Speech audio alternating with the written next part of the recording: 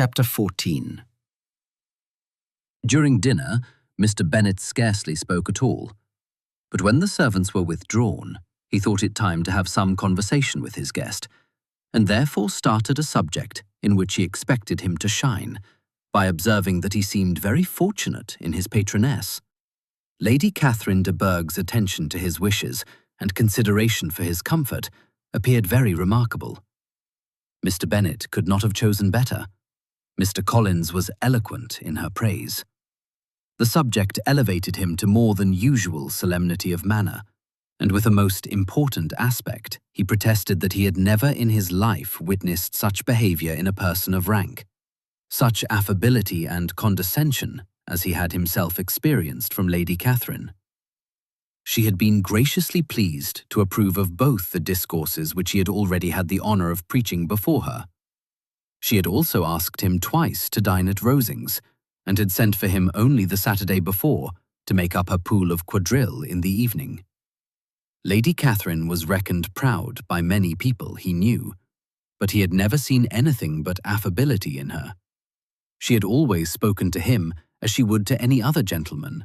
She made not the smallest objection to his joining in the society of the neighbourhood, nor to his leaving his parish occasionally for a week or two to visit his relations. She had even condescended to advise him to marry as soon as he could, provided he chose with discretion, and had once paid him a visit in his humble parsonage, where she had perfectly approved all the alterations he had been making, and had even vouchsafed to suggest some herself, some shelves in the closets upstairs. "That is all very proper and civil, I am sure," said Mrs. Bennet, "and I dare say she is a very agreeable woman. It is a pity that great ladies in general are not more like her. Does she live near you, sir?" "The garden in which stands my humble abode is separated only by a lane from Rosings Park, her ladyship's residence." "I think you said she was a widow, sir. Has she any family?" "She has one only daughter, the heiress of Rosings, and a very extensive property." "Ah," cried Mrs. Bennet, shaking her head, "then she is better off than many girls. And what sort of young lady is she? Is she handsome?" "She is a most charming young lady indeed. Lady Catherine herself says that, in point of true beauty, Miss de Bourgh is far superior to the handsomest of her sex, because there is that in her features which marks the young woman of distinguished birth. She is, unfortunately, of a sickly constitution, which has prevented her making that progress in many accomplishments which she could not otherwise have failed of, as I am informed by the lady who superintended her education, and who still resides with them. But she is perfectly amiable, and often condescends to drive by my humble abode in her little phaeton and ponies." "Has she been presented? I do not remember her name among the ladies at court."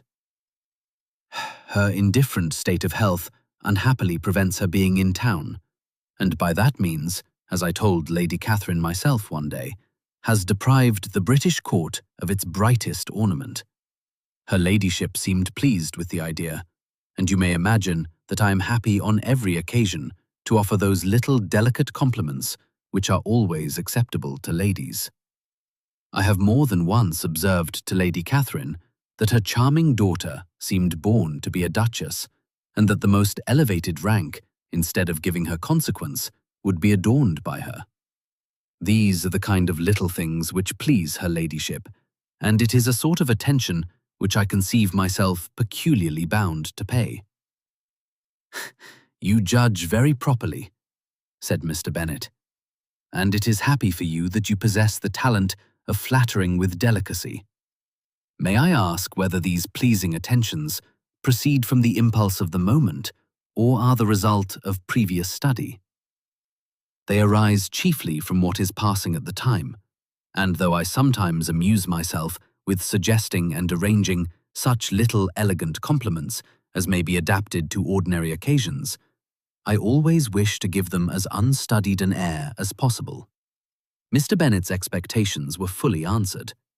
His cousin was as absurd as he had hoped, and he listened to him with the keenest enjoyment, maintaining at the same time the most resolute composure of countenance, and, except in an occasional glance at Elizabeth, requiring no partner in his pleasure. By tea-time, however, the dose had been enough, and Mr. Bennet was glad to take his guest into the drawing-room again, and when tea was over, glad to invite him to read aloud to the ladies. Mr. Collins readily assented, and a book was produced, but on beholding it, for everything announced it to be from a circulating library, he started back, and begging pardon, protested that he never read novels. Kitty stared at him, and Lydia exclaimed. Other books were produced, and after some deliberation he chose Fordyce's Sermons. Lydia gaped as he opened the volume, and before he had, with very monotonous solemnity, read 3 pages, she interrupted him with, "Do you know, Mamma, that my Uncle Phillips talks of turning away Richard? And if he does, Colonel Forster will hire him. My aunt told me so herself on Saturday. I shall walk to Meryton tomorrow to hear more about it, and to ask when Mr. Denny comes back from town." Lydia was bid by her 2 eldest sisters to hold her tongue, but Mr. Collins, much offended, laid aside his book and said, "I have often observed how little young ladies are interested by books of a serious stamp, though written solely for their benefit.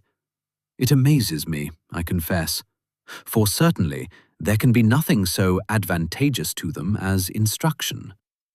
But I will no longer importune my young cousin." Then, turning to Mr. Bennet, he offered himself as his antagonist at backgammon. Mr. Bennet accepted the challenge, observing that he acted very wisely in leaving the girls to their own trifling amusements. Mrs. Bennet and her daughters apologized most civilly for Lydia's interruption, and promised that it should not occur again, if he would resume his book.